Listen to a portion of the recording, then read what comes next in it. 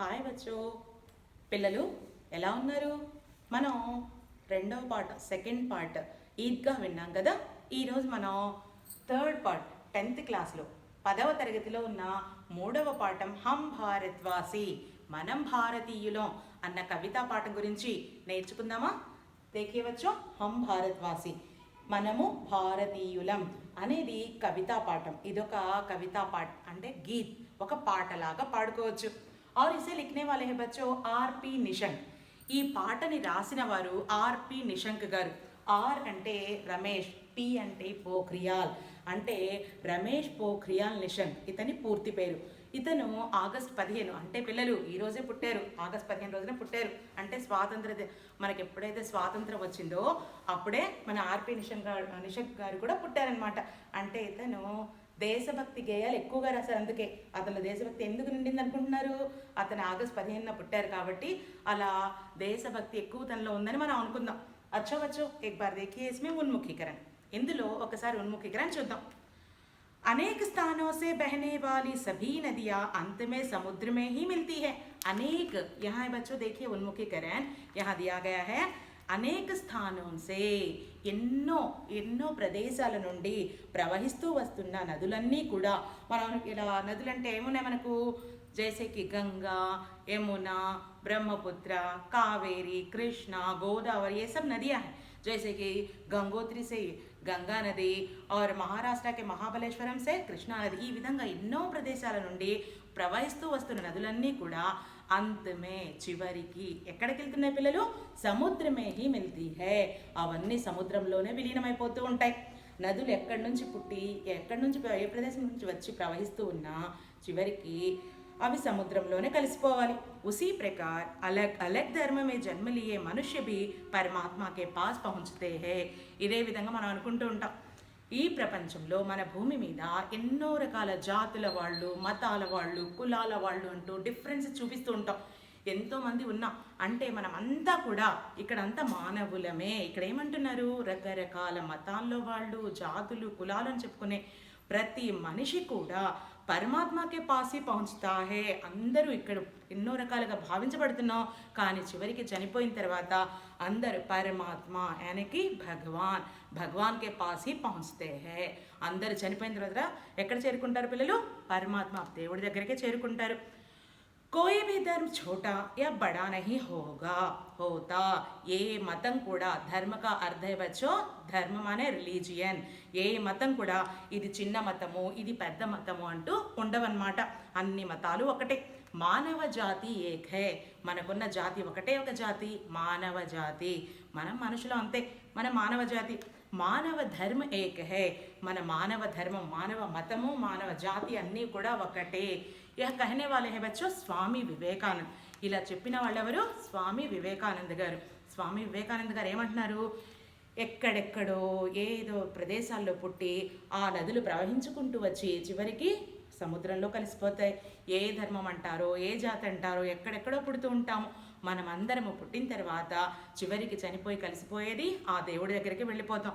ఇదే విధంగా మనకున్న ఏ మతము పెద్దదిను చిన్నది ఉండవు.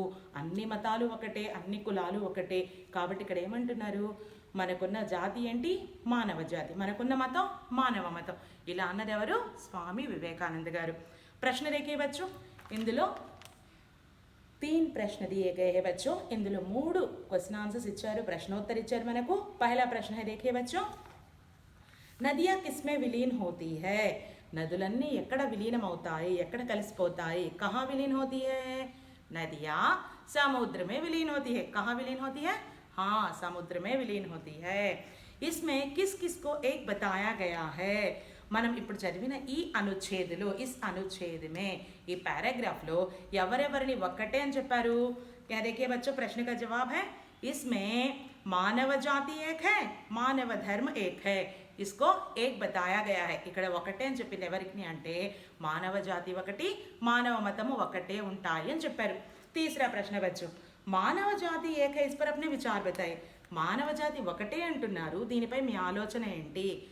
बच्चों देखिए, हम सब मानव है, हम सब इस धरती पर जन्म लिए हैं. हम सबका खून लाल रंग में ही होता है, हम सबके विचार एक प्रकार ही होते हैं, हम सब मरने के बाद यानी कि भगवान के पास ही पहुंचते हैं। పిల్లలు దీనికి జవాబు ఏంటో తెలుసా? మనమందరం మానవులం, हम सब मानव है, हम सब का रक्त भी लाल ही होता है, మన అందరి రక్తం ఎర్రగానే ఉంటుంది. మనమందరం చనిపోయిన తర్వాత దేవుడి దగ్గరికి చేరుకుంటాం కాబట్టి ఇక్కడ కులమతాల్లో భేదభావాలు లేవు. మన జాతి ఒకటే జాతి, మానవ జాతి. अच्छा बच्चों, यह देखिए बच्चों, अब हमने देखा है उन्मुखीकरण. उन्मुखीकरण में किसने दिया है अनुच्छेद, किसके बारे में है बच्चों? उन्मुखीकरण देखा है बच्चों हमने. उन्मुखीकरण में हमें बताए हैं स्वामी विवेकानंद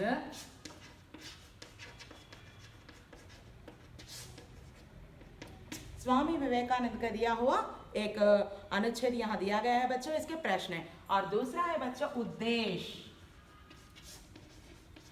రెండవది పిల్లలు ఉద్దేశం.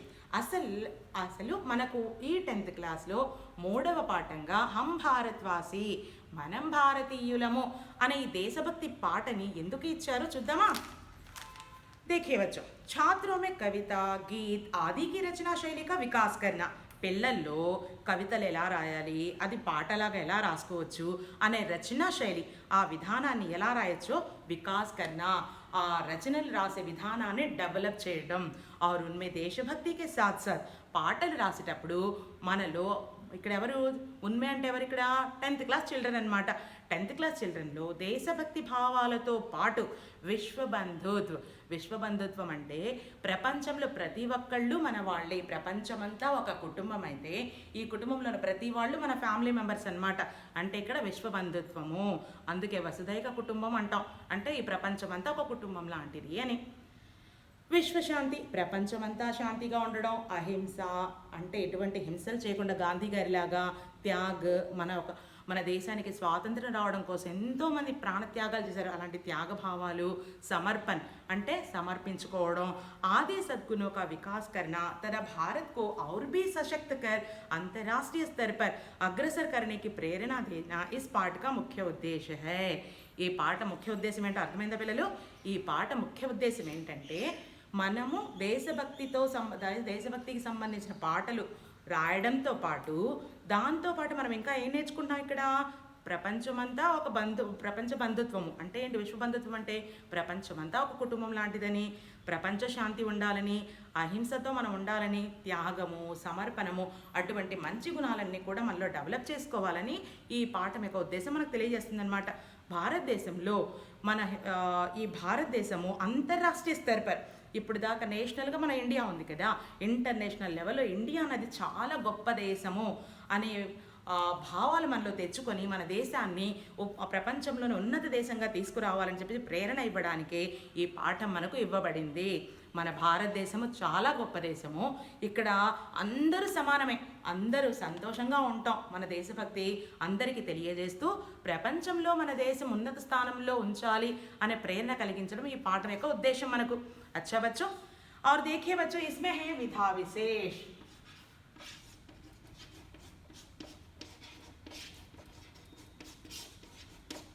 विधा विशेष का अर्थ है बच्चों प्रक्रिया, यानी कि पाठ किस रीति में है, ఈ పాఠము ఏ పద్ధతిలో ఉంది, ఎందుకు ఇచ్చారు ఇలా.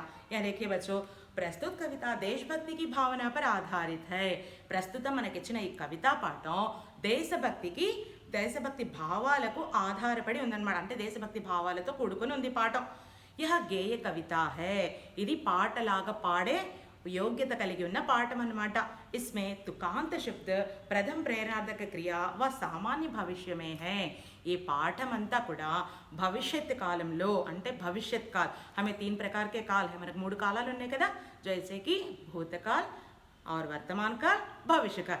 ఇక్కడ భవిష్య కాల్లో తుకాంత శబ్ద, ప్రతి పదము ఒక పంక్తి ఒక లైన్లో ఉన్న చివరి పదం అంతా కూడా అది ఎలా ఉంది? ప్రేరణార్థ క్రియ, ప్రథమ ప్రేరణార్థ అంటే మనకు ప్రేరణార్థ క్రియలు ఉంటాయి కదా, ప్రథమ ప్రేరణార్థ, ద్వితీయ ప్రేరణార్థక అని క్రియలు ఉంటాయి. ఇది ప్రథమ ప్రేరణార్థక క్రియలలో భవిష్యత్తు కాలంలో ఇవ్వబడిన పదాలు చివర మనకు కనిపిస్తూ ఉంటాయి. ఆ పోయంలో ప్రతి వాక్యానికి చివర తుకాంత పదాలన్నీ కూడా ప్రథమ ప్రేరణార్థక క్రియలో అవి కూడా భవిష్యత్ కాలంలో మనకు ఉన్నాయన్నమాట. यह कविता बच्चों में सत्य, अहिंसा, त्याग और समर्पण की भावना जागृत कर. ఈ కవిత పిల్లల్లో నిజాయితీ అని, అహింస అని, త్యాగమని, సమర్పణము అనే మంచి మంచి భావాలు మేల్కొల్పుతూ ఉన్నే విశ్వ బంధుత్వ की ओर कदम बढ़ाने की प्रेरणा देती है. వాళ్ళు ప్రపంచ బంధుత్వం, మా వరకే ఉంటాము, మా వాళ్ళే గొప్పవాళ్ళు అనే భావాలు లేకుండా ప్రపంచంలో ఉన్న అన్ని దేశాలు, అన్ని రాష్ట్రాలు అందరూ మన వాళ్ళే అనే విశ్వబంధుత్వ భావాలతో మనం ముందడుగు వేస్తూ వెళ్ళాలనే ప్రేరణ ఈ కవిత మనకు ఇస్తుంది. దేఖేవచ్చు విధా విశేష్. ఇది విధా విశేషం ఏంటమ్మా? ఇది కవితా పాఠం. ఈ కవిత మనం పాటలాగా పాడుకోవడానికి యోగ్యత కలిగి ఉంది. ఇందులో తుకాంత పదాలు అంటే వాక్యంలోని చివరి పదాలు ప్రథమ ప్రేరణార్థక క్రియలతోనూ భవిష్యత్ కాలంలోనూ ఉన్నాయన్నమాట. ఆర్ ఈ పాఠం చదివేటప్పుడు మనలో మన చదివిన ప్రతి ఒక్కరిలో కూడా ఆ వికసించే గుణాలేంటి, మేల్కొల్పే గుణాలేంటో తెలుసా? సత్యము, అహింస, న్యాయము, త్యాగము, సమర్పణము, ఈ గుణాలన్నీ కూడా మనలో డెవలప్ చేస్తూ మనలో ఆ భావాలు మేలుకొల్పుతూ మనమంతా ప్రపంచ బంధుత్వము అనే వైపు వెళ్ళడానికి ప్రేరణ కలిగిస్తున్నాయన్నమాట. अच्छा बच्चों, यह देखिए कवि परिचय. हमें इस पाठ को लिखने वाले आर.पी. निशंक है. तो यहाँ देखेंगे बच्चों हम कवि परिचय. कवि परिचय देखिए बच्चों, ध्यान से देखिए बच्चों, पेज नंबर 13 में है कवि परिचय. एक बार देखिए यहाँ कवि परिचय. प्रस्तुत कविता के कवि रमेश पोखरियल निशंक है. ప్రస్తుతం మనకిచ్చిన హం భారత్వాసి, మనం భారతీయులము అనే ఈ కవితా పాఠము రాసిన కవి పేరు ఆర్.పి. నిశంక్ గారు. యహ కవిత ఇన్కి మాతృభూమి కే లియే, ఈ కవిత తను రాసిన మాతృభూమి కే లియే అనే ఒక గ్రంథం నుండి సంగ్రహసే లీ గయి హై. తను గ్రంథం రాస్తే ఆ బుక్లో నుంచి ఇది తీసుకోబడింది అనమాట. ఆ గ్యాదర్ చేసిన బుక్లో నుంచి హం భారత్వాసి అనే పాటను తీసుకోవడం జరిగింది.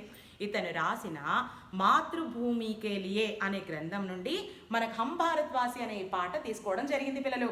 और वे आधुनिक हिंदी साहित्यकारों में विशिष्ट स्थान रखते हैं.